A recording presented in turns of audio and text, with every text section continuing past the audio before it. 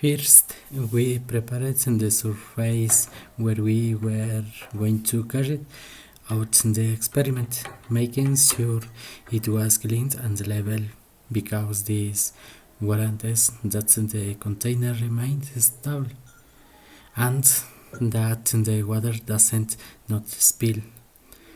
In this case, I used 3 containers, 2 plastic ones and 1 glass container. An important detail is that the 3 containers had different volumes and shapes. We did the precisely because the experiment aims to demonstrate what is known as the hydrostatic paradox, which deal with the pressures of a liquid. To carry out the demonstration, we filled the containers with water. We know that the density of water is approximately 1 grams per cubic centimeter, or international systems units. This means that regardless of the container, the density of water will always be same because it is a property of the material. The next step was to make sure that the height of the water level in the 3 containers was exactly the same. To make this easier to observe, we added a few drops of fluid D, so that the water's levels was more visible and clear in all the containers. Now let's remember what the hydrostatic paradox tells us.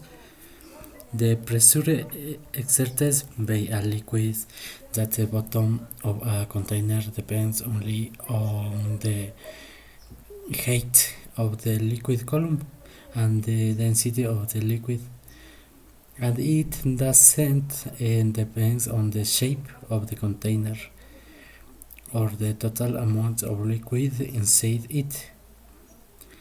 This may seem strange at first, because one might think that if the container is large and has more water, it should exert more pressures at the bottom. But in reality, what matters is the height, not the volume. To verify this, we use the formulas for hydrostatic pressure. P is the pressures at the bottom of the container.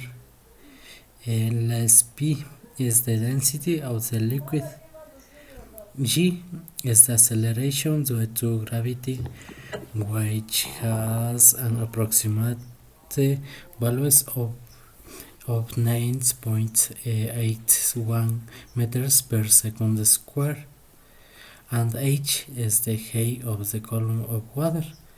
Using a ruler, we carefully measure the height of the water in each container.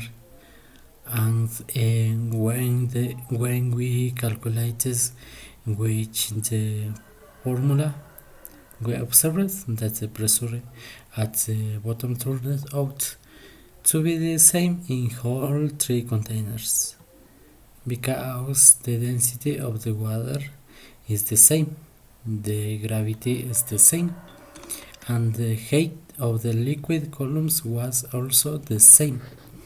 In conclusion, what this experiment demonstrates is that the pressures doesn't depend on the volume or the shape of the container, but only on the height of the liquid and its density.